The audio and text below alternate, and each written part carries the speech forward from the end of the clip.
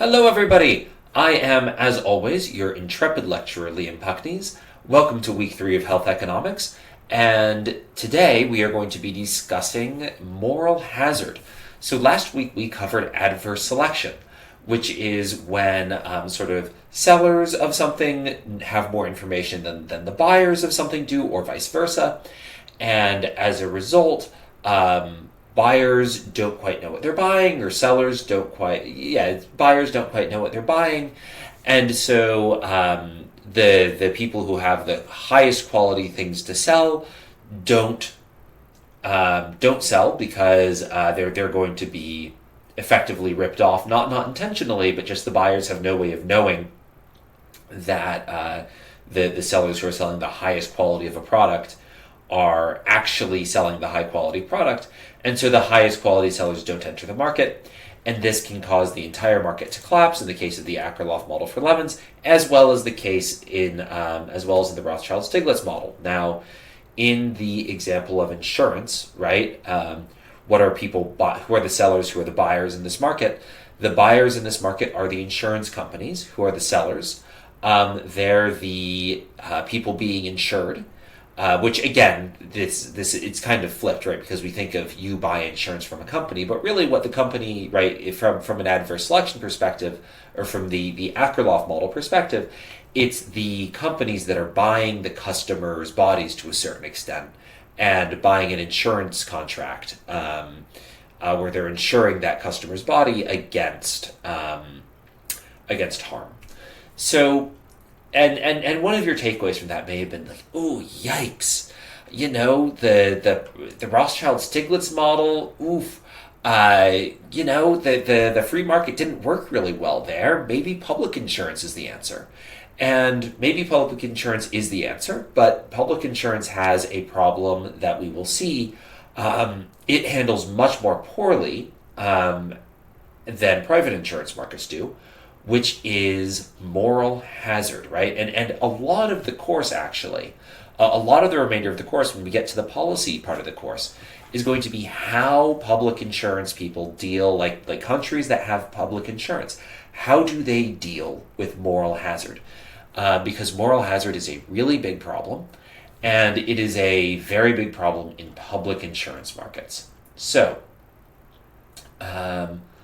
let's begin.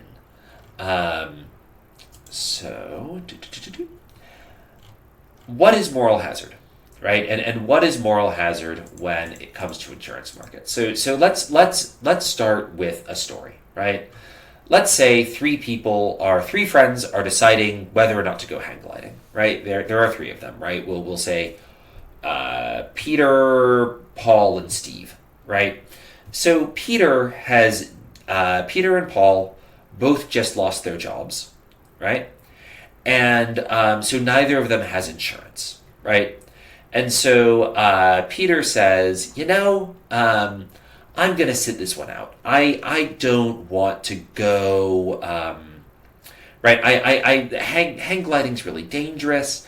I don't want to risk getting hurt, right? Because if I get hurt, I'm just not going to be able to pay for my insurance bill. I'm not going to be able to pay for my medical bills, and I'm going to be sick a really long time. Meanwhile, Paul says, I love hang gliding. It's worth the risk to me. So I'm going to go hang gliding, right? Even though it's risky, right? Now, both Peter and Paul in this scenario are internalizing all their risk, right? Where both Peter and Paul realize they're going to need to pay the full price of any damage they incur. They're going to need to pay full price of it, right? And as a result, right, the utility maximizing thing for Peter to do is to go hang gliding, and the utility maximizing thing for the utility maximizing thing for Peter to do is to not go hang gliding, and the utility maximizing thing for Paul to do is to go hang gliding. And they're both making decisions, right, and they bear the full cost of those decisions. Now Steve, he still has his job, good for Steve, and he still has insurance, right? And so Steve, he's nervous about hang gliding, and if he didn't have insurance, he'd do what Peter does, right? He wouldn't go. But since he does have insurance, and he knows he's going to be able to get his medical bills taken care of if he gets really hurt, he decides to go hang gliding, even though he wouldn't have gone hang gliding if he wasn't insured, right?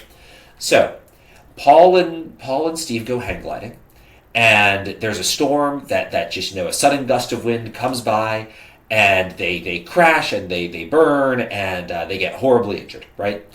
Peter's fine, right? He's, not he didn't go hang gliding because he didn't have insurance. He's fine. So what's going on? Like what sort of treatments does Paul get, and what sort of treatments does Steve get? Right. So Paul, Paul doesn't have insurance, right? He doesn't have a job, right? So when he goes to the hospital, first of all, he's paying a ton of money, right? And then secondly, there's this brand new miracle drug called Bone Grow on the market, right?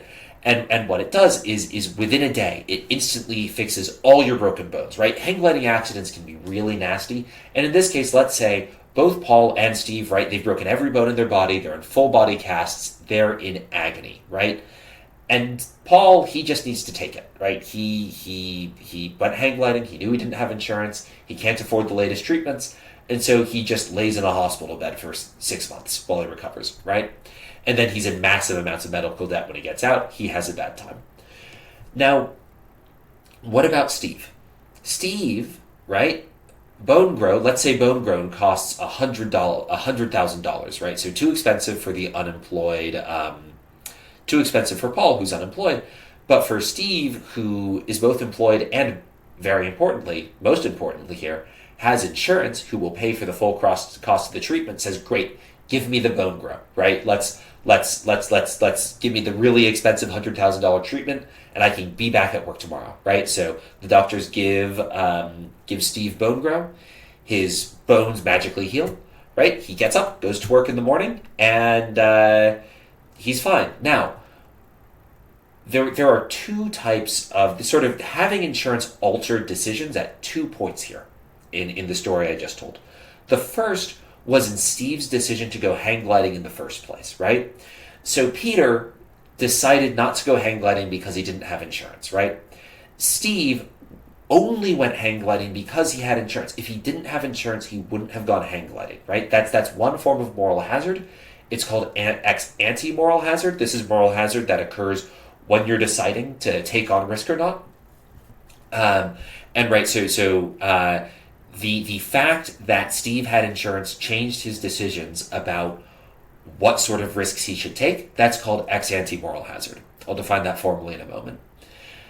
Now, meanwhile, the other way that insurance changed Steve's decisions was on whether or not to take Bone Grow once he was sick, right? So he got sick, right? He crashed and burned, right?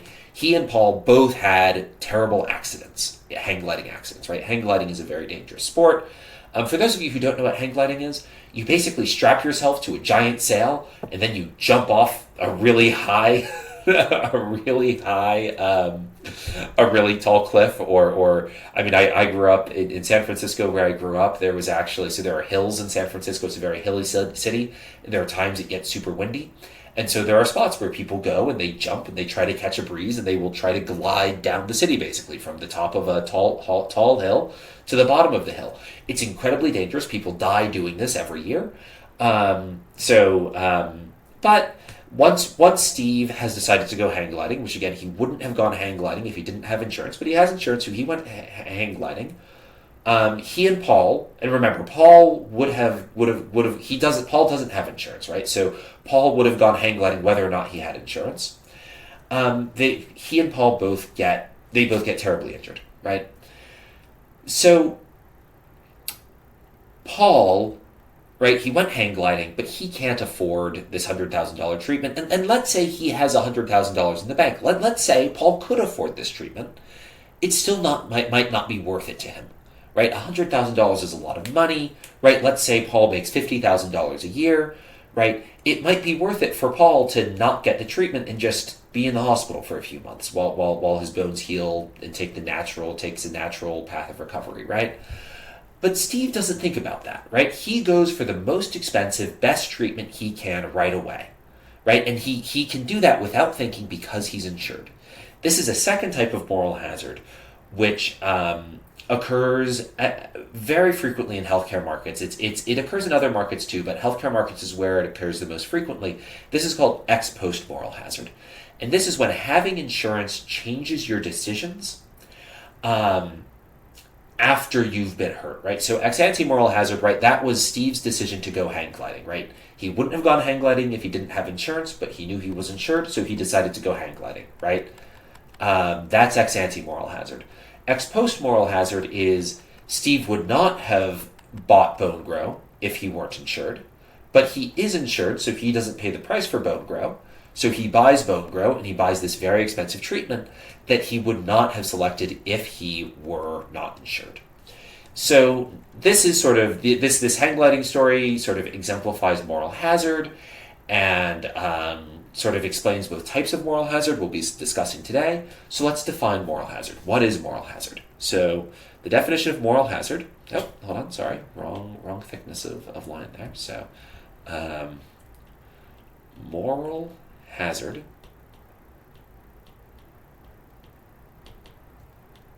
right, so moral hazard is the tendency for insurance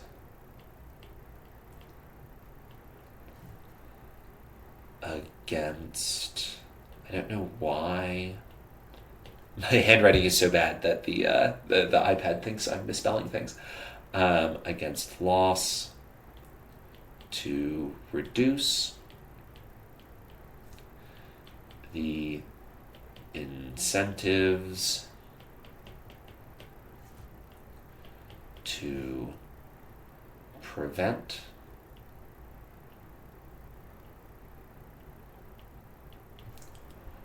or minimize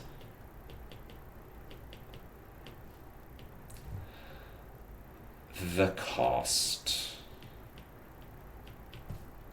of loss.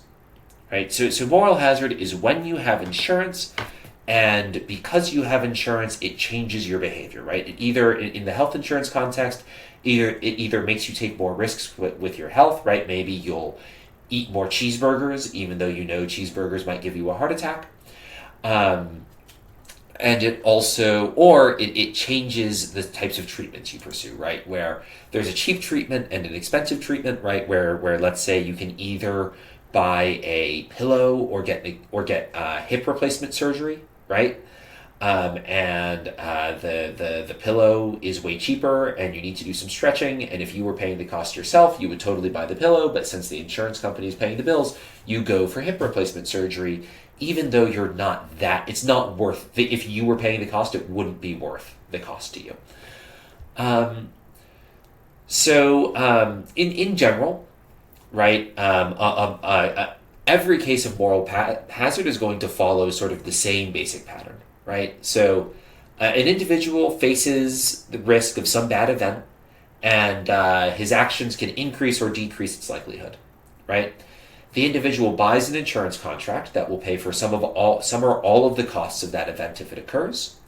That means the price of that event occurring is now lower, right? This is price distortion. Right? It means that the individual no longer faces all the consequences of his actions because he bought an insurance contract. So if he gets hurt, he doesn't pay the full price of being hurt. Because he no longer faces the full price of being hurt, he engages in more risky behavior, or he either increases the chances of risky behavior, or he increases the chances he'll recover well from that risky behavior, right? So this is, right, ex ante moral hazard would be he increases the chance he engages in this risky behavior, and he increases the odds that he faces this bad event. Ex post moral hazard is he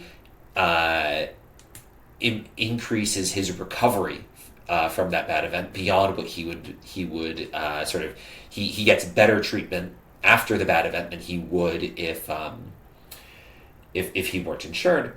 And the insurance company has to pay out because the insurance companies, and this is, for the record, I am very thankful for this. insurance companies do not have enough resources to hire spies to monitor our every behavior. So the insurance company doesn't know whether Steve would have gone hang gliding or not, right? And they can't, they might not even be able to see if he's gone hang gliding, right? If Steve just lies to them and says, oh, I fell down some stairs and that's how I got hurt. The insurance company may not be able to tell if Steve is lying, right? So the insurance company can't view our behavior and can't monitor us, right? So they can't prevent ex ante moral hazard very well. And at the same time, once Steve is injured, right? He can pretend he may be able to pretend his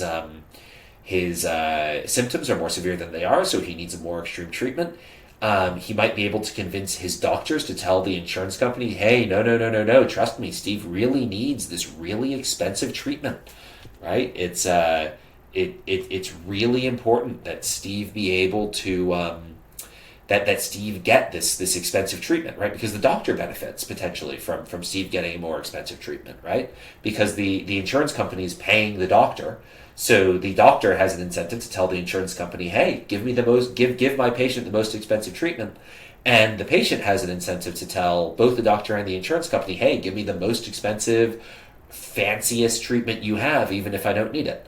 Or I'd be okay with, I'd only be slightly worse off with a much less expensive treatment, right? And so the insurance company can't see what's really going on, and so it pays out either way. And this creates a social loss, right? Because if everybody were sort of internalizing the cost of their own actions, right, Steve wouldn't have gone hang gliding in the first place, and he would have reduced his risk on his own. And then he also would have gone for a milder treatment option, right? Which wouldn't have been as good for him. But remember that treatments are expensive, right? They take resources from other people. And so the society, the sort of the Econ 200, right? What's the societally optimal level of treatment given, ends up being the treatment Steve receives is higher than that sort of societally optimal level of treatment. So that's sort of every case of moral hazard, especially in the insurance market, in the health insurance market, sort of goes down in a similar way to that.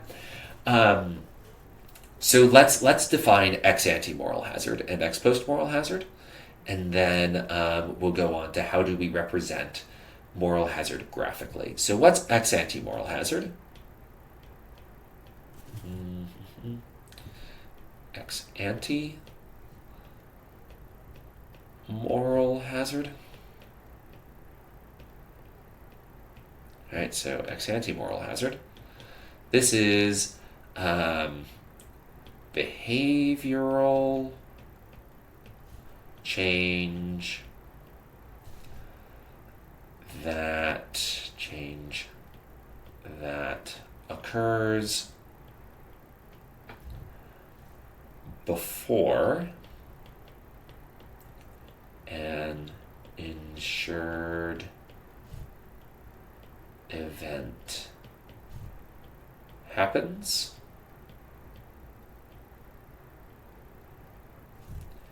and makes that event more likely. Right, so examples of ex ante moral hazard, right? Again, going hang gliding when you wouldn't have gone hang gliding if you weren't insured. Eating cheeseburgers, even though you know they're going to give you a heart attack, right? If you were insured against a heart attack, you might not eat as many. If you weren't insured against a heart attack, you might not eat as many cheeseburgers. Right, skipping vaccinations, right? You know that if you get really sick from the flu, you're insured against it, so you decide not to get vaccinated. These are all examples of ex ante moral hazard, which again, that's when you change your behavior to be more risky because you are insured. Now, what is ex post moral hazard? I've referenced this a few times, but let's define it formally. And in some ways, right, you might say, getting sick is pretty bad, right? Having a heart attack, getting every bone broken in your body is pretty miserable, right? Um, I don't really buy that ante moral hazard is going to be a huge problem in health insurance markets. And maybe you're right, just because there are costs of getting sick that don't pertain to your that aren't monetary, right? That an insurance company can't compensate you for, right? Like breaking a bone is really painful, right? So maybe that's enough incentive to prevent people from taking risks based on financial things. But ex post moral hazard, this is definitely going to be a big problem, and I mean, in some ways, we're going to devote an entire week of the course to ex post moral hazard specifically, when we talk about how do we price treatments and how do different healthcare systems deal with sort of expensive treatments and cost-effective treatments. To a certain extent, all those problems only exist because of ex post moral hazard. What is what is ex post moral hazard? That is behavioral change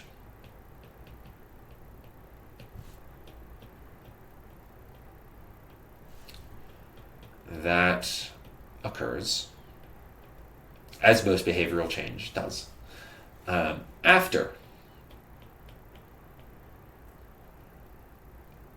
an insured event happens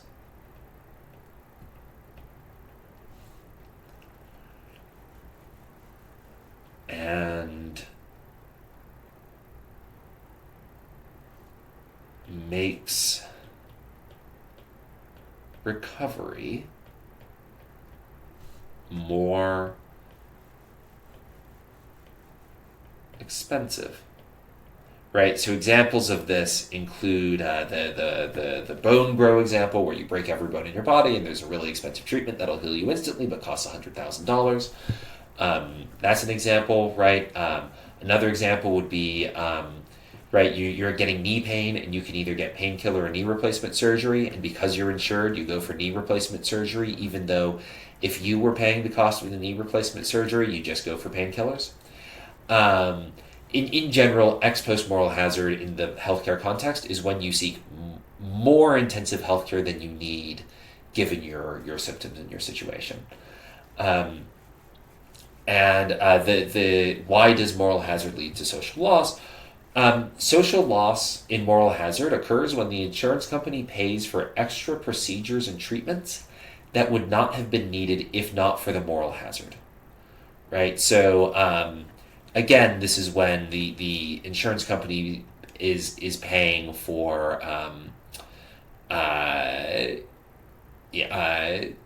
they're paying for knee replacement surgeries that are unnecessary, or they're paying to ER visits for people who took stupid risks, and so the question is, right, how do insurance companies deal with these? Do they just eat the losses and go bankrupt? No, of course they don't, right? We still have insurance companies today. Instead, these extra costs are going to be passed on to other consumers. So we're going to see that insurance companies are going to price their contracts. The price of insurance contracts is going to be artificially inflated, and insurance contracts won't be as full as we'd like them to be, as they would be without moral hazard. So we're going to start covering graphical representations of moral hazard next video, and I will see you then.